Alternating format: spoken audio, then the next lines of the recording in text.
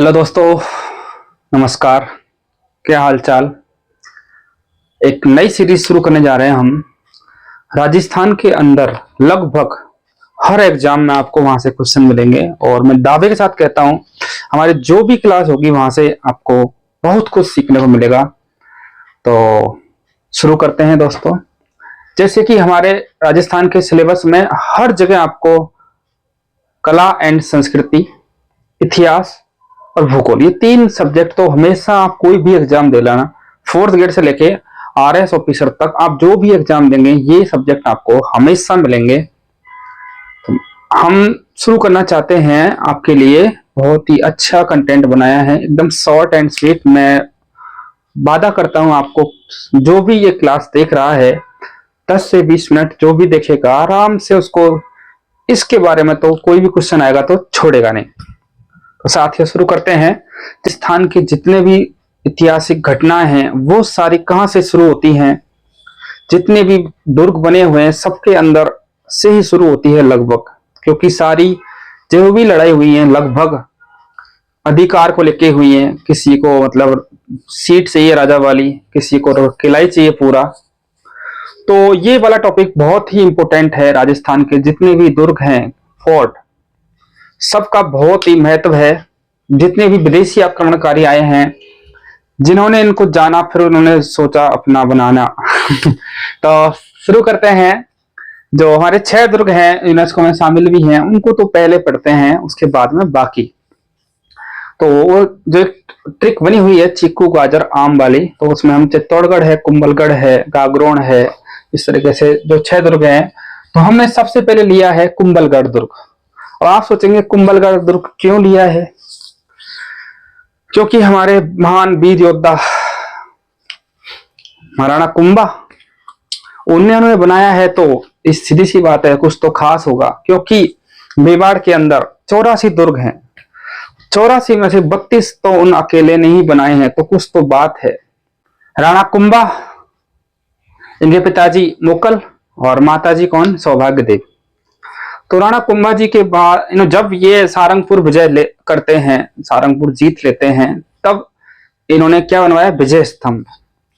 1440 से लेके 48 तक जब विजय स्तंभ बना के फ्री हुए तब इन्होंने सोचा कि यार कोई ऐसी जगह हो हमारा निवास जहां सुरक्षित हो। तब इन्होंने कुंभलगढ़ को चुना और वहां पर अरावली की बिघम जो पहाड़ियां हैं चारों तरफ से घिरी हुई है, 13 पहाड़ियों को लेकर बनाया है। 13 पहाड़ियों की चोटी मायने रखती है, वहां पर जाके दुर्ग बनाया है। तो आइए डिस्कस करते हैं इसके बारे में थोड़ा सा। तो देखो, सबसे पहले कुंभलगढ़ दुर्ग समुद्र तल से ऊंचाई कितनी दी है? देखो आप 3568 फीट ऊंचाई पर है। अब पहाड़ों पर है तो सीधी सी बात है कैसा दुर्ग होगा? गिरी दुर्ग। क्योंकि पहाड़ों पर है तो गिरी दुर्ग की श्रेणी में आएगा, क्वेश्चन आता है। निर्माण की बात करें वही कुंभा जी हमारे, क्योंकि संकटकालीन राजधानी का मामला था, कभी इमरजेंसी पड़ जाए तो खूब पता है इतनी ऊंचाई पर है, 3500 फीट की ऊंचाई पर है। और आगे देखते हैं क्या क्या है। इतना बड़ा परकोटा है, इतनी सेना लगानी पड़ेगी तो कोई जल्दी से अटैक नहीं कर सकता, इसलिए इसको क्या बोलते हैं? संकटकालीन राजधानी। अब देखो इसका जो 1448 से 58 टाइम पीरियड 10 साल लग गए थे बनाने में। तो ये भी पूछा जाता है कि निर्माण किसने करवाया? हाँ, स्वयं कुंभा जी। और शिल्पी की बात करते हैं, वास्तुकार मंडन साहब। मंडन, इन्होंने रूप मंडन, चरित्र मंडन, तो ये इनके शिल्पी हो गए। अब कुल द्वार की बात करें, कुल द्वार 9, दरवाजे कितने हैं? 9। भाई ऊपर चढ़ते जा रहे हो तो दरवाजे तो देने पड़ेंगे। आपको द्वार याद करने की जरूरत नहीं है, विजय द्वार, हनुमान द्वार और भैरव द्वार, तो 9 द्वार है, बट आपको याद करना, बट एक आइडिया होना चाहिए टोटल कितने दरवाजे हैं? 9। दूसरी बात, इसका जो परकोटा है 36 किलोमीटर, 36 किलोमीटर का परकोटा है भाई, इतना लंबा और इतनी ऊंची ऊंचाई पर आप 36 किलोमीटर की दीवार बना रहे हैं, वो भी कितनी चौड़ी, जिस पर एक साथ 8 घोड़े चल सकते हैं। इतनी उसकी भाई ऊंचाई पर बना रहे हैं, तो सीधी सी बात है दीवार मोटी होनी चाहिए। तो ये दीवार है या तो चीन की दीवार है या फिर राजस्थान के अंदर ये दीवार है जो विश्व में दूसरी सबसे बड़ी है। इसलिए इसको भारत की महान दीवार कहते हैं। ये क्वेश्चन काफी बार पूछा जा चुका है कि परकोटा, इसकी लंबाई 36 किलोमीटर है, जो कि बहुत मायने रखता है अपने आप में। मंदिर की बात करें भाई, कुंभा जी स्वयं बहुत बड़े भक्त थे एकलिंग जी के भी। तो टोटल मंदिर 960 मंदिर मिलेंगे आपको इसके अंदर, आप कभी जाओगे देखने 960 मंदिर। आगे हम देखते हैं, यही वो जगह है जहां पन्नाधाय ने अपने पुत्र चंदन का बलिदान दिया। यही वो जगह है जहां पर उदय सिंह का राज्याभिषेक होता है, और यही वो जगह है जहां पर महाराणा प्रताप का जन्म होता है। वो जगह कौन सी है? कुंभलगढ़। आगे, और उदय सिंह का राज्याभिषेक यहीं से ही होता है। अब देखो, राणा प्रताप का जन्म यहीं पर ही हुआ था, बादल महल के अंदर। ये क्वेश्चन काफी बार आ चुका है, तो ध्यान रखना। राणा प्रताप का जन्म स्थान पूछे, बादल महल, कुंभलगढ़। यहीं पर कटारगढ़ है। कटारगढ़ जो दुर्ग है, उसका सबसे ऊपरी भाग, जहां से चारों तरफ देखा जा सके। स्वयं कुंभा जी कुर्सी लगा के वहां बैठते, कुर्सी मान लो जो भी है, बट कटारगढ़ है, उसको मेवाड़ की क्या बोलते हैं? आंख। क्वेश्चन काफी बार आ चुका है। कुंभा जी स्वयं उस जगह विराजमान रहते, वो जगह क्या कहलाती? कटारगढ़, जहां से संपूर्ण चारों तरफ का देखा जा सके। तो अब बात करते हैं यहाँ पर और क्या क्या चीजें हैं जो बनी हुई हैं, जो फेमस हैं।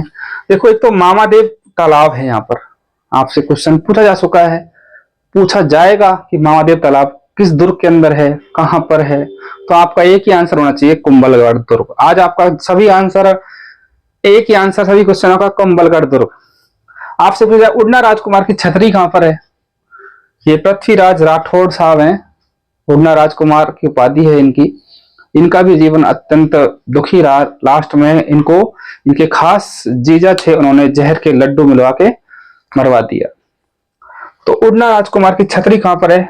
वो भी कुंभलगढ़ दुर्ग के अंदर। झाली रानी का मालिया, कुंभा जी की रानी झाली रानी, तो उसका मालिया कहां पर है? कुंभलगढ़ दुर्ग। और कुंभा द्वारा स्वयं निर्मित कुंभ स्वामी विष्णु मंदिर, ये भी यहीं पर है।